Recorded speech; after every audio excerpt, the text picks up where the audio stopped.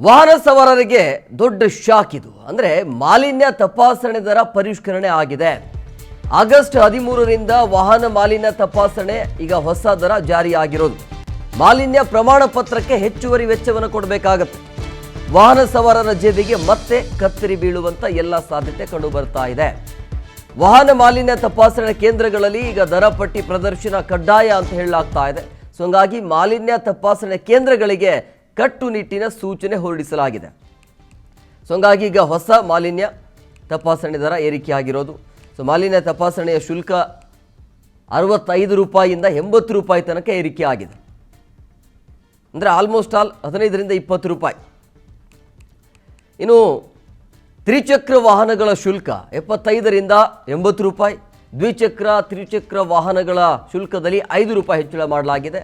4 ಚಕ್ರ ವಾಹನಗಳ ಶುಲ್ಕ ಇರೋದು 115ರಿಂದ 150 ರೂಪಾಯಿ ತನಕ ಏರಿಕೆ ಮಾಡಿದ್ದಾರೆ.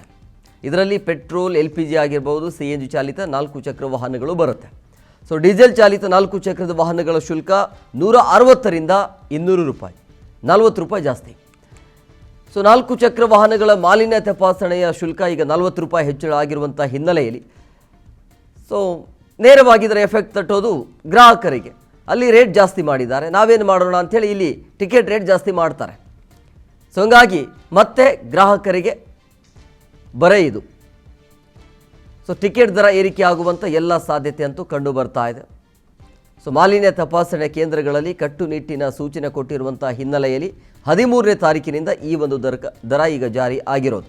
ಸೊ ಹಂಗಾಗಿ ವಾಹನ ಸವಾರರಿಗೆ ದೊಡ್ಡ ಶಾಕ್ ಮತ್ತು ನೇರವಾಗಿ ಅವರ ಮೇಲೇ ಎಫೆಕ್ಟ್ ಆಗೋದು ಇದು.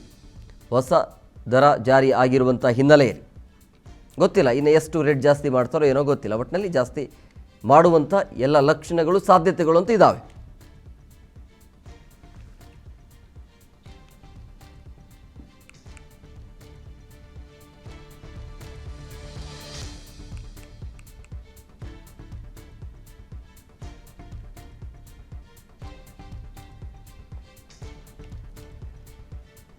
ಸೊ ಮಾಲಿನ್ಯ ತಪಾಸಣೆ ಕೇಂದ್ರಗಳಲ್ಲಿ ಕಟ್ಟುನಿಟ್ಟಿನ ಕ್ರಮ ಜಾರಿ ಆಗ್ತಾ ಇರುವಂಥ ಹಿನ್ನೆಲೆಯಲ್ಲಿ ತಪಾಸಣೆ ದರ ಪರಿಷ್ಕರಣೆ ಆಗಿದೆ.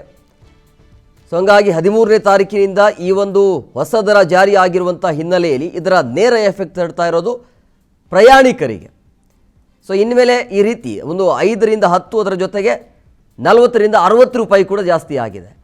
ಸೊ ಅದರ ನೇರವಾಗಿ ಎಫೆಕ್ಟ್ ತಟ್ಟೋದು ಜನಸಾಮಾನ್ಯರಿಗೆ, ಯಾರೆಲ್ಲ ಬಸ್ಸುಗಳಲ್ಲಿ ಓಡಾಟವನ್ನು ಮಾಡ್ತಾರೆ ಅಂಥವರಿಗೆ ನೇರವಾಗಿ ಅವರಿಗೆ ತಟ್ಟುವಂಥ ಬಿಸಿ ಇದು.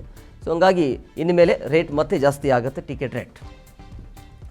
ಇದಿಷ್ಟು ಈವರೆಗಿನ ಅಪ್ಡೇಟ್ಸ್. ಮತ್ತಷ್ಟು ಅಪ್ಡೇಟ್ಸ್ಗಾಗಿ ನೋಡ್ತಾ ಇರಿ PNS ವಿಸ್ತಾರ ನ್ಯೂಸ್, ನೇರ ನಿಖರ ಜನಪರ.